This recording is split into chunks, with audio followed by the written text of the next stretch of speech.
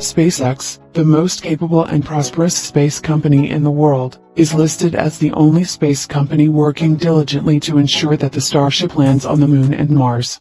In addition, SpaceX should be able to transport the Starship across various continents of the world with a higher rate of success and without any rocket explosions. Tesla is Elon Musk's whole focus in life.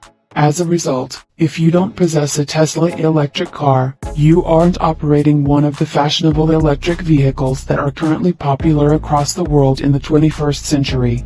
Cars in existence. He eventually entered the space sector and altered the dynamics.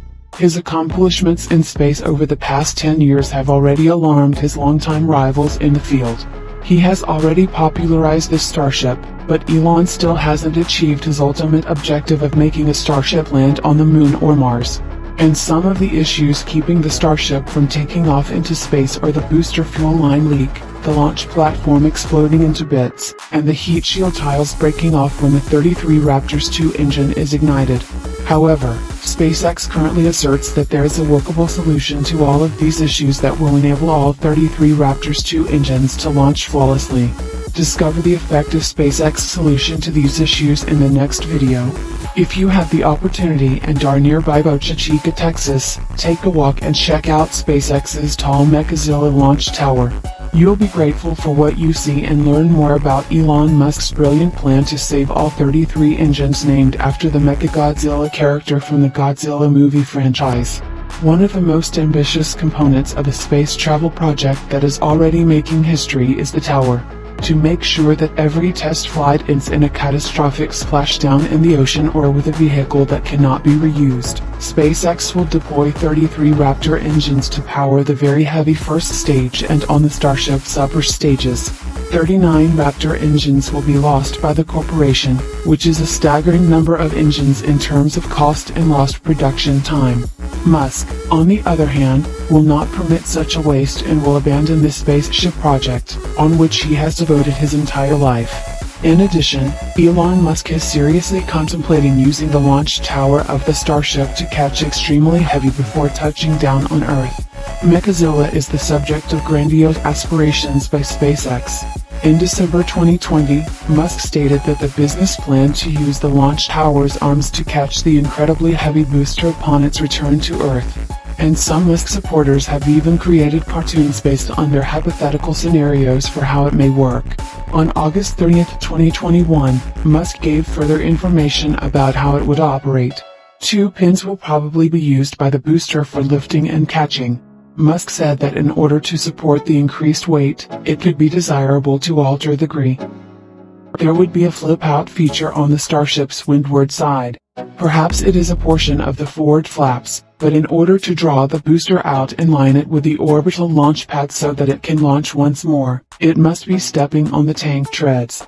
The plan is a significant departure from SpaceX's prior attempts to reuse the Falcon 9 rocket, which is semi-reusable. The first stage booster is returned to Earth using either a sea-based autonomous drone ship or land-based launch pad. The tower's collection of the booster and spacecraft eliminates the need for landing legs on the way back to Earth, as suggested on August 13. The Starship will only need legs for missions that land on Mars or other worlds until there is local infrastructure. Take notice that the Falcon 9 boosters utilized their legs to support themselves as they landed on the drone ships on August 4. Musk said that the rocket may be moved by the tower with up to 2 degrees of freedom, or in both the up and down and left and right directions.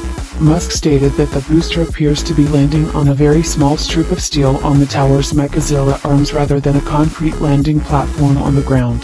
The arms don't appear to move other than a slight side-to-side movement. The simulation demonstrates how extremely heavy eventually slows down. It seems to loiter for over 10 seconds near the finish. The problem arises if SpaceX decided to have the Falcon rockets land on 2 raised ledges that are roughly the width of a car tire. This would entail a cautious, gradual decline. Additionally, a delayed landing could be required since the Super Heavy must be so precise in order to touch down on 2 hard points with just a few inches of lateral leeway before waiting for a second Starship to in the event that there are any issues with how the Super Heavy booster falls on the Mechazilla tower. A Starship or Super Heavy might unintentionally strike the launch tower, damaging or even destroying it. The explosion will be insane since the booster already contains a tank of volatile propellant that might rupture if it collides with something really hard. As a result, SpaceX still has a lot of work to do. SpaceX will need to exercise extreme caution and employ a large number of ships and rockets in order to prevent the destruction of its sole Starship launch tower due to the tremendous danger associated with any capture attempt. There isn't much room for error, but if it works, it's very fantastic. Arrive from outer space to fixate on it.